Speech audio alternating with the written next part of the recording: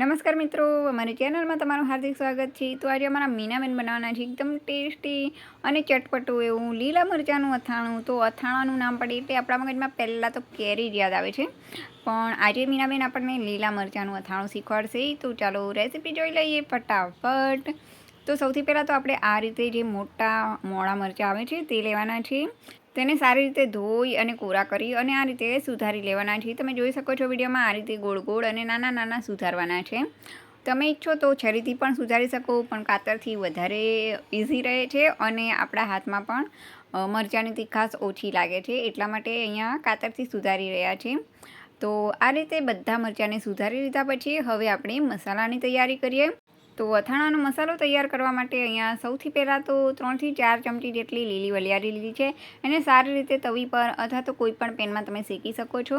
એકદમ ધીમી આંચ પર એને શેકવાનું છે। ત્યારબાદ મેથીના કુરિયા અને રાઈના કુરિયા બંને વસ્તુને 3 ચમચી જેટલા લઈ અને આ રીતે બરાબર શેકી લેવાના છે। મસાલાને જો તમે બરાબર શેકી લેશો ને તો તમારું અથાણું લાંબા સમય સુધી સારું રહી શકે છે, અને જો તમે એમને એમ જ બનાવશો ને તો મસાલામાં થોડું પણ ભેજ હશે ને તો તમારું અથાણું બહુ જલ્દી ખરાબ પણ થઈ જશે। તો ચાલો બધી વસ્તુ બરાબર શેકાઈ જાય એટલે હવે સૌથી પહેલાં તો આપણે જે વલિયારીને શેકી છે તેને આપણે અધકચરી વાટી લેવાની છે મિક્સરમાં। ત્યારબાદ જે રાઈના કુરિયા અને મેથીના કુરિયા છે તે બંને વસ્તુને એકસાથે એડ કરીને એને પણ આ રીતે એકવાર મિક્સરમાં ફેરવી લેવાનું છે, જેથી બંને વસ્તુ સારી રીતે ક્રશ થઈ જાય।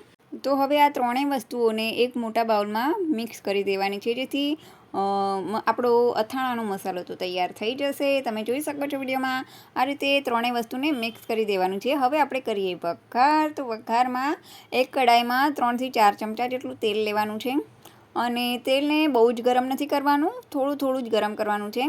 થોડું ગરમ થાય એટલે હવે આપણે એમાં જે સુધારેલા લીલા મરચાં છે તે આમાં એડ કરી દેવાના છે। મરચાં એડ કર્યા પછી આપણે બધા તેલની સાથે એને મિક્સ કરી દેવાનું છે આ રીતે બરાબર। એને મિક્સ કર્યા પછી આપણે ધીમી આંચ પર એને બરાબર થોડીક વાર માટે થવા દેવાનું છે।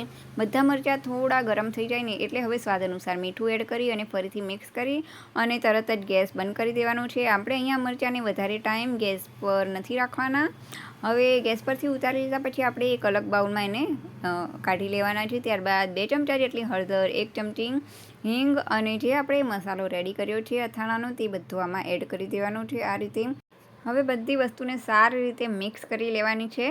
એકદમ સારી રીતે મિક્સ થઈ જશે એટલે હવે આપણે છેલ્લે એમાં જો તમારી પાસે વિનેગાર અવેલેબલ હોય તો તમે 2 ચમચી જેટલું વિનેગાર આમાં એડ કરી શકો છો, અને જો વિનેગાર ના હોય તો કંઈ જ વાંધો નહીં, તમે એક આખું લીંબુ પણ આમાં એડ કરી શકો છો। તો અત્યારે અહીંયા મીનાબેન વિનેગાર એડ કરી રહ્યા છે, તો 2 ચમચી જેટલું આપણે વિનેગાર એડ કરીશું એટલે મરચાંનું અથાણું તો રેડી થઈ જશે।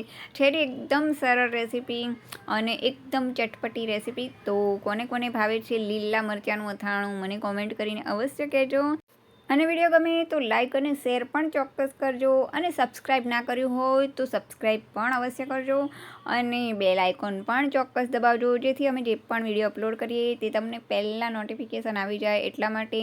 તો ચાલો આવી જાઓ તીખું અને ચટપટું અથાણું ખાવા માટે। તો ચાલો હવે આપણે ફરી મળશું નવા વિડીયો સાથે, નવી વાનગી સાથે। ત્યાં સુધી બાય બાય।